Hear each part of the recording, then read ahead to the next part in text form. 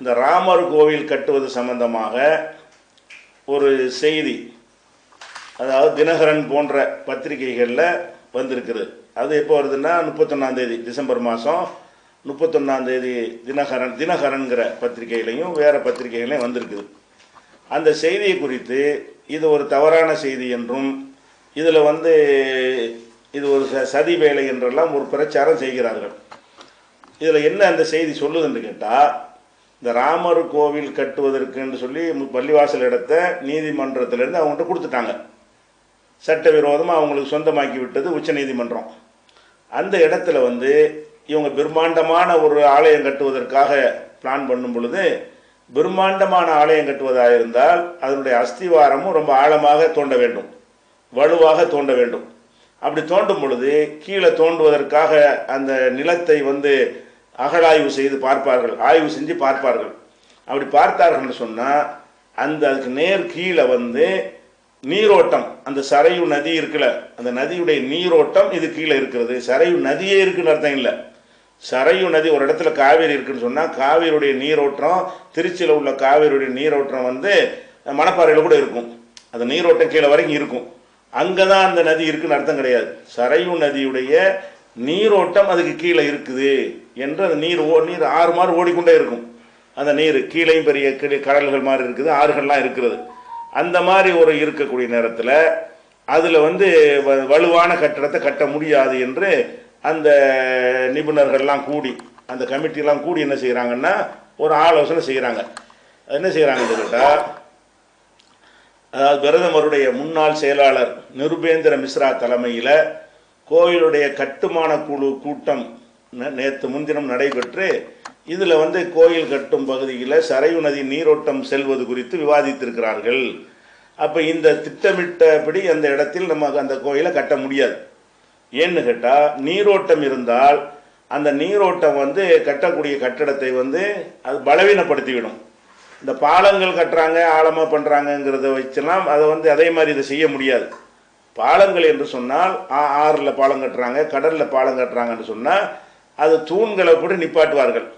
தண்ணியுடைய ஓட்டத்தை அது தடுக்காது. சும்மா சின்ன அளவில் என்ன செய்யும், ஒரு 1/2% தடுக்குமே தவிர தண்ணியுடைய ஓட்டத்தை தடுக்காது. அதனால பெரிய பில்லரை இறக்கி கீழே இறக்கி அது மாதிரி எல்லாம் அதில் போட முடியும். அது போக இந்த பாலங்களுக்கு மேலே பெரிய அளவில் வெயிட் ஏற்ற மாட்டாங்க. இந்த வண்டி வாகனம் போகிற வெயிட்டு தானே தவிர அது நாலாபுரம் அழுத்தக்கூடிய ஒரு வெயிட்டு என்ன செய்யாது, அந்த பாலத்தினுடைய வெயிட் இருக்காது. அதனால இந்த பாலங்கள் கட்டுற மாதிரி இதையும் எப்படி கட்டிடலாம்னு நினைக்க முடியாது. ஏன்னு கேட்டால், இந்த தூண்களை போட்டு மொத்தத்தையும் கட்டடம் கட்டுறா இருந்தால் மொத்தமாக ரவுண்ட் பண்ணிடுவாங்கல்ல. அப்போ தண்ணீரை ஓட்டத்தை தடுத்துணும், முழுசாக தடுத்துணும். கட்டடம் கட்டுவது என்பது வேற, தூணை போட்டு நிப்பாட்டி மேலே நிப்பாட்டி வைக்கிறது வேற. அந்த மாதிரி எல்லாம் யோசனை பண்ணி பார்க்கும் பொழுது இதில் அந்த கட்டடத்தை கட்ட முடியாது. இவங்க நினைச்சிருக்கிற மாதிரி சின்ன அளவில் அந்த பாபர் மசூதி எந்த அஸ்திவாரத்தின் மீது இருந்துச்சோ அந்த அளவு கட்டுறா இருந்தால் தான் கட்ட முடியுமே தவிர, பிரம்மாண்டமாக கட்டுவதாக இருந்தால் அந்த நீரோட்டத்தையும் கடந்து எங்கே நீரோட்டம் இருக்கிறதோ அது எத்தனை அடிங்கிற விவரம்லாம் சொல்லப்படலை. அது ஒரு 25 அடியில் இருக்குன்னு வைங்க. அந்த தண்ணீர் ஓட்டத்திலையும் கடந்து 35 அடி வரைக்கும் நீங்கள் ஆழம் போட்டு தூண் போட்டு எழுப்பி அப்படி பண்ணுறது என்பதெல்லாம் அது ஒரு ரொம்ப சாத்திய குறைவானது. அது போக அது வலு குறைந்தது. அது பிரம்மாண்டமாக இவங்க கட்டக்கூடிய பல மாடிகள் கொண்ட பிரம்மாண்டமான ஒரு பிளான் பண்ணியிருக்கிறாங்களே, அதை அது தாங்காது. பக்தர்களை பயந்து போயிடும். ஆகா, இது ஆபத்தில் கட்டியிருக்கிறாங்க, உள்ளே போனால் என்னைக்காவது கவுந்து விழுந்துரும் என்கிற ஒரு அச்சம் வேற வந்துடும். அதனால இப்படி விஷயத்தை அந்த செய்தியிலேருந்து நம்ம அந்த கருத்து சொல்கிறோம். இது வேணும்னு இது சதி திட்டம் போய் சொல்கிறாங்க. இதை வைத்து கொண்டு அவங்க என்ன செய்கிறாங்க, இந்துத்துவ ஆட்கள் சரையு நதி அங்கே தான் இருக்குன்னு நிறுவ பார்க்குறாருங்கிறாங்க. சரையு நதி அங்கே இருக்குன்னு அவன் சொல்லவே இல்லை. நீரோட்டம் எங்கே வேணாலும் இருக்கும்.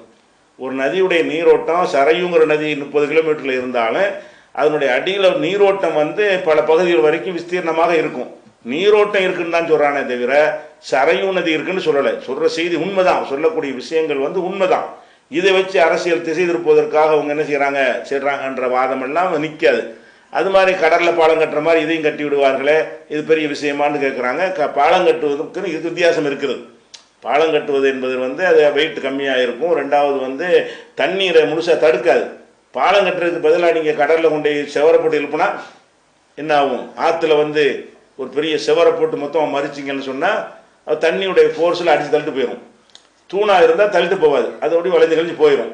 ஒரு இடத்துல லேசாக தடுத்தாலும் அதுக்கு போகிறதுக்கு வழி இருக்கும். அதனால வந்து இப்படி கட்டுறதா இருந்தால் அந்த தூண் மாதிரி எழுப்பி பிரம்மாண்டமான 100 அடி 200 அடி தூணை எழுப்பி அதுக்கு மேலே கட்டுறது நிப்பாட்டணுங்கும் போது அந்த வெயிட்டை தாங்க வாங்குறதெல்லாம் அவங்களுக்கு என்ன ஆலோசனைன்னு கேட்டிருக்கிறாங்க. அதை வந்து அந்த இடத்துல முடியாது. இந்த நீரோட்டம் காரணமாக தற்போது திட்டமிடப்பட்ட முறையில் கோயிலுக்கான அஸ்திவாரத்தை அமைக்க முடியாது. இப்போ என்ன திட்டம் போட்டிருக்கிறாங்களோ அதை முடியவே முடியாது. இதனால் வலுவான அஸ்திவாரம் அமைப்பதற்கான சிறந்த வடிவமைப்புகளை பரிந்துரை செய்யும்படி நாட்டில் உள்ள அனைத்து ஐஐடிகளின் நிறுவனர்களுக்கும் ராம ஜென்மபூமி கருத்து சேத்திர அறக்கட்டளை வேண்டுகோள் விடுத்தல் வருது. இதுக்கு சொல்கிறோம்னு கேட்டால், இது அல்லாஹ் வைக்கிற செக்காக கூட இருக்கலாம். இந்த மாதிரி நீங்கள் என்னமோ ஜெயிச்சிட்டீங்கன்னு நினைக்கிறீங்க, அல்லாஹ் வந்து அந்த இடத்துல வந்து கட்டக்கூடாதுன்னு நினச்சிட்டான்னு சொன்னால் இது மாதிரி இன்னும் பல மாதிரியான அவனுடைய வேலையை காட்டவும் செய்யலாம்.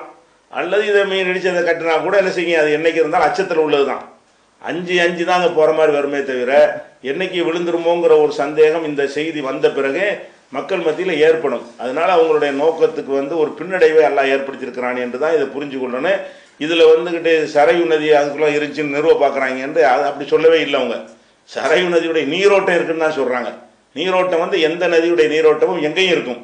அதனால் அந்த நதியே அங்கே இருக்குன்னு அர்த்தம் வராது. இதை வந்து தவறாக சில பேர் என்ன செய்கிறாங்க, பிரச்சாரம் பண்ணுறாங்க. அது ஒரு தகவலாக சொல்லிக் கொள்கிறோம்.